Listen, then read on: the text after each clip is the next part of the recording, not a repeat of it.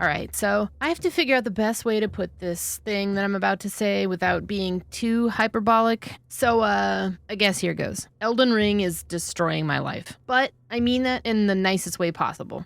It's destroying my life in a way that I'm okay with, and I'm gonna continue to be alright with it as a Soulsborne fan that can't seem to get enough of just, like, everything about it. The sweet, sweet cryptic lore, the combat, ooh, everything. I lay up at night thinking about it. I'm up at all nights playing it on my stream. I'm watching videos about it if I'm not playing it. It's just keeping me up, and I'm losing sleep, and I can't get enough of it, and I'm totally okay with it. What have you done to me, FromSoft? I've obviously got a bit of a bias, and I'm obviously a little bit of a fangirl for what FromSoft has done with Demon Souls, Dark Souls, Bloodborne, and now Elden Ring. But like, let me back up though, like way back. Clear back to the year 2011, maybe 2012, whatever. Either way, Skyrim had released, I'd had time to play an obsessive amount of it, and I was looking for something else that was high fantasy and not necessarily Elder Scrolls. Dragon Age was good, sure, but I wanted something darker. So I took to Google, I typed in the dumbest phrase that I could have possibly selected from my smooth brain. Games like Skyrim. Aha! A list was produced unto me with the search results from a fairly well-known outlet for video game news. I don't remember what it was, whatever though. The games like Skyrim that came up were, for the most part, ones that I've heard of or ones that I wasn't interested in. And then there was this one that I'd never heard of before, Demon Souls. It looked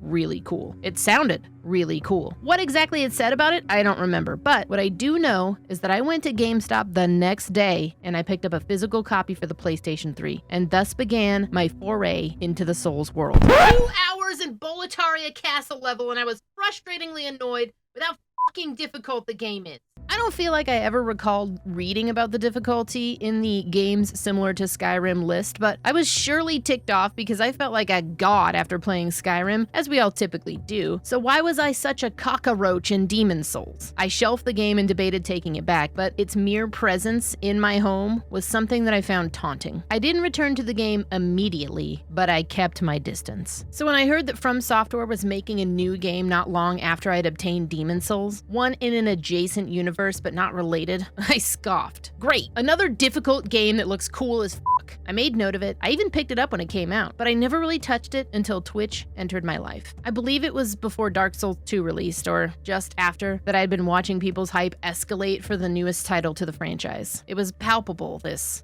excitement. I'd already been eyeballing streaming on my own for about a year or so at that point, but I decided that I wanted to play the Souls games on my own before beginning on that journey. So I returned to Demon Souls and plotted my way through it, and I loved it. So I played Dark Souls in the same trepidatious but excited manner. I loved it. I went back, I watched VODs of streamers that I frequented to see just how they handled situations that I had just encountered in the game. This is, side note, actually how I developed a crush on my now boyfriend of 6 years, but this video isn't about that, so whatever. By the time I dove into Dark Souls 2, I was an absolute junkie for it. The lore, the world, the battles. Souls games had reignited a sense of wonderment for games that I hadn't felt for quite some time. I say this as someone who has, since that initial release of Skyrim, been guilty of buying it on multiple platforms and playing through it multiple times on all of those platforms. I know I'm a part of the problem. I love that game and I don't care, but Souls life is way different. I've always loved games for the story element, and as cryptic and vague as so much of the Soulsborne universe writing is, I am quite simply entranced by it and everything it takes to hunt down fragments, piece together storylines, pore over flavor text for items, and backtracking for quests that unlock different outcomes for parts of the game. It feels like everything encapsulated in the attitude of whatever kind of music Mortis was putting out back in the day, but presented to me in an immersive experience that I can actually live through and experience. And then Bloodborne came, and Dark Souls 3. Sekiro I haven't played yet, but that's okay because now we have Elden Ring, and oh my god.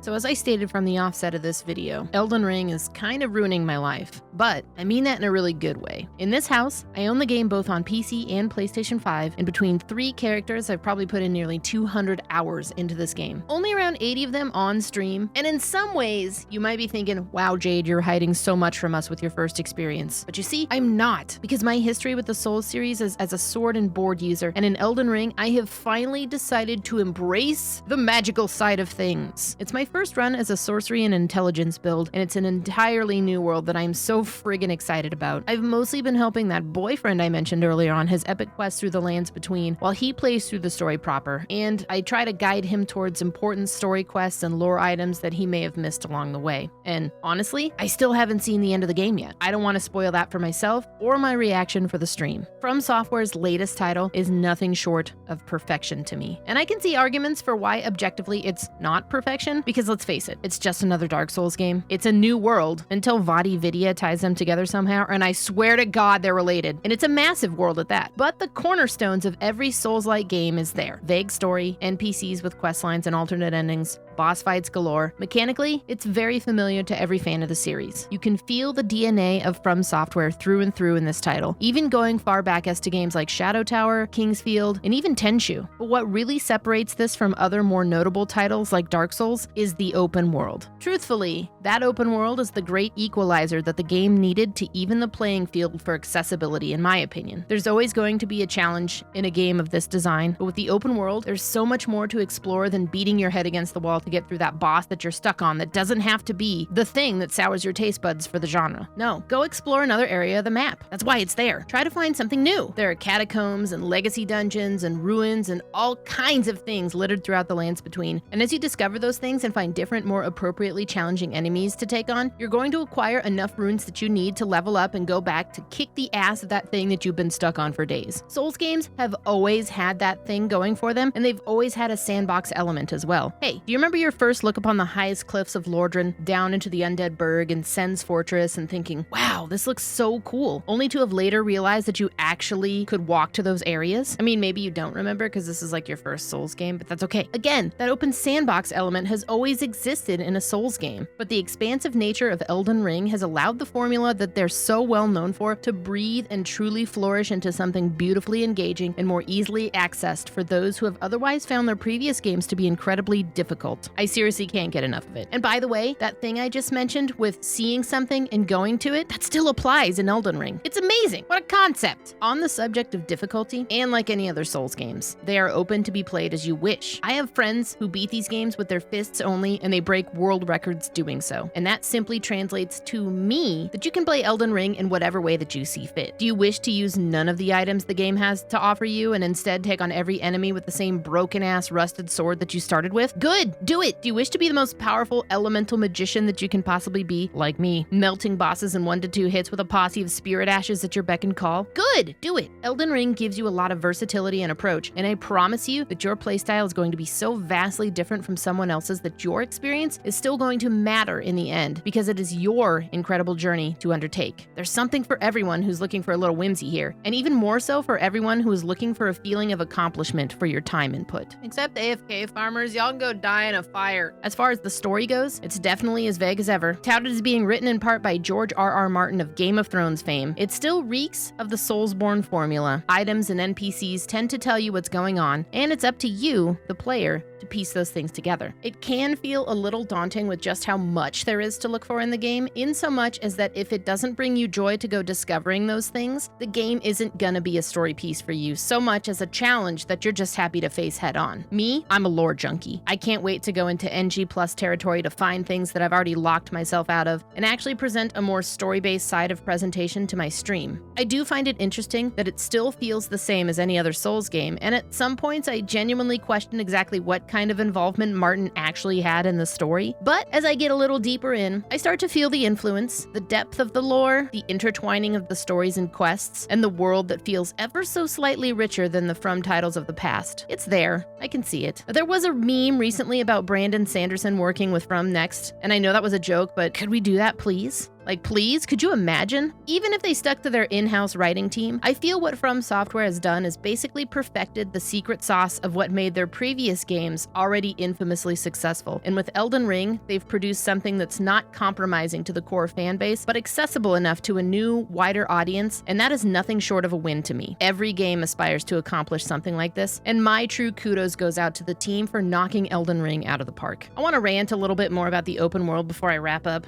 I know it's been a lot of word vomit comment already, but I just love the game. And I felt like I needed to share that. Anyway, it's been a hot trend over the last few years for games to have a massive open world with so much content crammed into it that you're never going to play any other game again. At least that's what they're hoping, you know? It's not a bad trait to have or to aspire to, honestly, but it is becoming a bit of a trope in that a lot of these open world games sort of follow the same exact formula. Fetch quests, missions that involve clearing out an area of enemies, mini challenge modes. You get a mini map littered with icons and a quest log that you can toggle things from. Well, Elden Ring has none of that. At least as far as like the UI littering and whatnot. There's still quests and things to uncover, but that's up to you to find. In fact, Elden Ring kind of takes the idea of an open world RPG back to its roots with minimalism. You're given a few icons to mark areas of interest on the map, and that's up to you to mark those. But otherwise, you're gonna need a steel trap mind or a piece of paper and pencil to catalog all the things that there is to do. And boy, howdy, there's a lot to do. I suppose it would be cool to have like an in-game journal that's like built in that goes with the icon system, and it's up to your discretion to use it, but otherwise, you know, whatever. Souls games have always had quests with NPCs that will unlock new items and lore and potential endings to explore, and Elden Ring has that too. It has a lot of that, actually. Some of those NPCs are going to have you journeying across the entire map like you're Kwai Chang Caine from Kung Fu, searching for something that you don't quite understand other than your general purpose to go there, to find something. You are of lowly tarnished status, after all. You can't know everything, but you're desperately seeking for the meaning within all of it. That's your purpose. Morrowind did this. Baldur's Gate did this. Many old school RPGs were known for this, and Elden Ring is bringing that back. For some, that's off-putting, but for me, it's refreshing. Having so much of what you need to do laid out before you in such a formulaic way is kind of tiresome, and to have everything over-explained to me in a game can sometimes feel like the game is taking the magic right out of itself. The From Software approach simply tries to, arguably good or bad in execution, truly immerse its players within the universe by starving them of just enough information and skill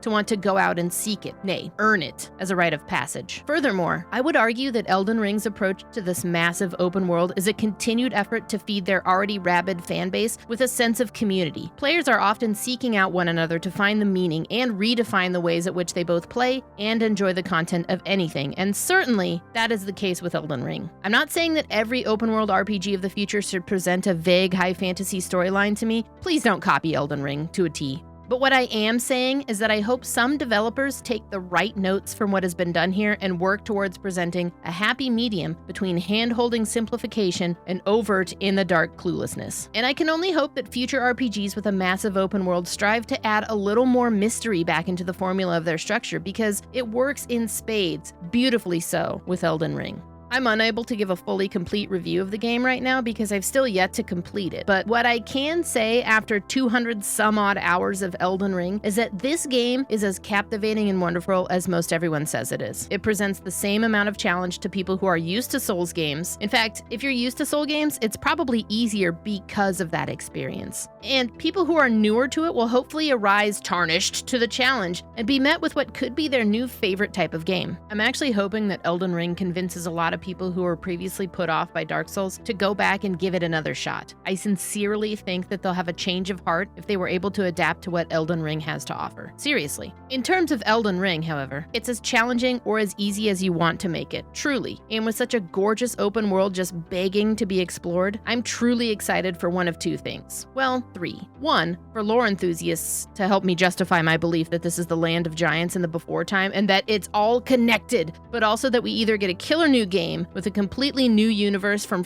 Software that perhaps explores the themes of some of their other titles. Think Armored Core, or that we get something killer but continuing down the same path they've clearly learned how to perfect so well with Elden Ring. Like, oh my god, could you imagine a new Bloodborne game with this scope? Ooh, don't even get me started. Elden Ring is out now and available on PlayStation 4 and 5, Xbox Series X and Series S, Xbox One, and PC. I've included links below to support this channel. Thanks to all my Patreon supporters, and of course, thanks to you for watching. Until next time.